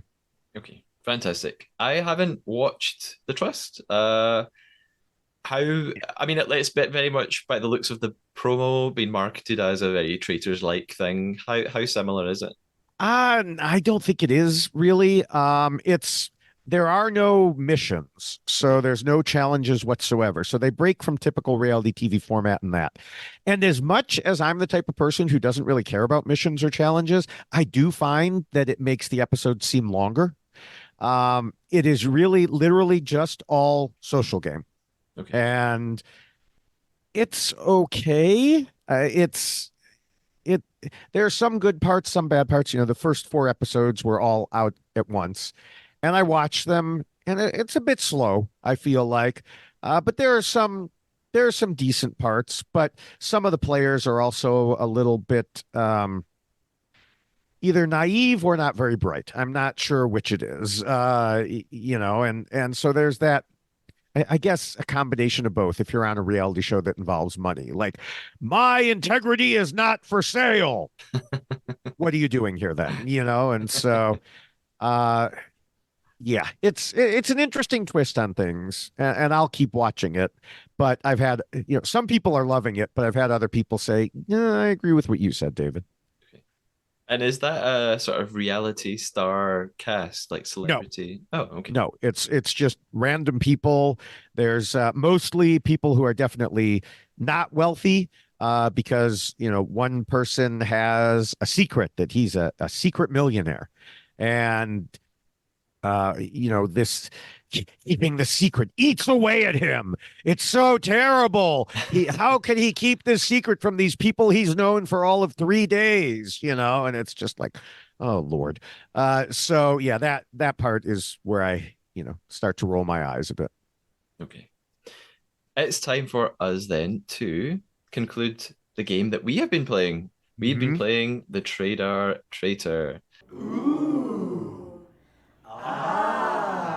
So we've been trying to lie to one another throughout this episode. David, I did lie to you. Did you lie to me? I did.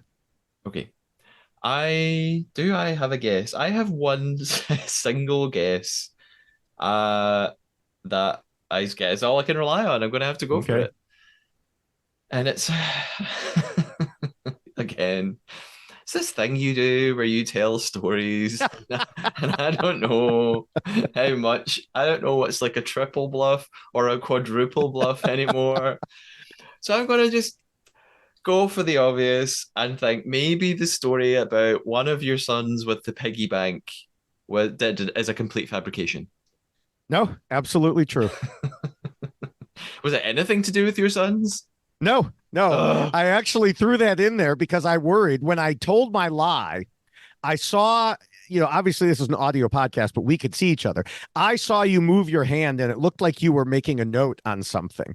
And I was like, oh crap, he caught me on this lie. No. And so that's why, I mean, it was an appropriate story anyway, but I was like, oh, hopefully this will distract him from whatever else it was. But no, the lie was I did not switch Tracy into the final three spot in the prediction game.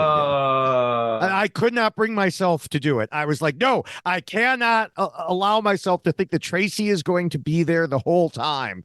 And so, no, I just couldn't do it. Totally fooled. And sometimes I get to the end of the podcast and people reveal the lie, and then I say, "Oh, I did know that, and I didn't write Mhm. it down." That passed me by. I had no idea. Well, I mean, you just like Tracy then, Yeah, I am Tracy. However, I am also going to be just like Tracy and Clueless because there's only one thing that I can think of, and I actually think it's true, but I literally couldn't think of anything else. Where you talked about the kiss of death, and you said it's been done on two other Netherlands seasons also. And you know what? You've used that before, where you've put stuff on international seasons, and it hasn't been true. So I'm going to say you tried that again. uh, I'm so bad at this game that yeah, I did try that again, and that was my lie. All right. Yes. Yes. I yeah, I made up that hey, they did this in the Netherlands, and someone told me on X. No one sent me a message about that. I invented it. I made that up also quite last minute. I was gonna lie about something else in the episode. I was there. There was a bit where four people were in a car, and I was going to change Ross's name to Harry. Mm. And I thought I should have just done it, but I thought that's too small and that's rubbish. David will never get that. I've got to like at least give something that they might guess is a lie. That's pathetic. In future, I will be using tiny, minute lies Yes. to try and win. So well done. You caught me. I am not very good. Uh, Woohoo. now the thing is, David and I will be back very soon because Traitors US, we've mentioned it, has already begun with 3 episodes. So the trader will be covering the show. In fact, David and I will possibly be recording that within hours. We've not completely figured it out yet. But the first episode will be with you very, very soon. Well, the first episode of the podcast, which will cover the first three Three episodes episodes. of the show. Sorry. Yes, that's how we'll do it. As always, any follows and subscribers and reviews would be very much appreciated on any platform that you're listening to because it really helps make the podcast more visible to other people. So that's how it's discovered more and more. So that would be fantastic. Lots of people have done that already, which is great. And you can also send me some questions like Maria did today. Questions, thoughts on episodes, nice questions, nice thoughts, not mean questions and mean thoughts. You can You don't appreciate it when people tell you that they've lost respect for you because you were horrible and evil and spoiled a year and a half old show. I'm sorry. I mean, yeah. Like I said it before and I'll say it again. This is kind of a hobby. This is not my job, and I'm not getting paid to do this. So, just think about that before you tell me some kind of cruel thought about my personality. Anyway, you can keep up you can follow the podcast on social media on Instagram and YouTube and now TikTok at the Trader Podcast or on X at the Trader Pod. And the email address to get in touch, if you would like to, is thetraderpodcast@gmail.com. David, thank you again. We'll be talking very soon. We will. We will. And you'll be back to talk about episode 9 of Traitors UK as well. Until then, insert new catchphrase that I have come up with here. Goodbye. Stay traitorous. Stay traitors. Bye. Bye.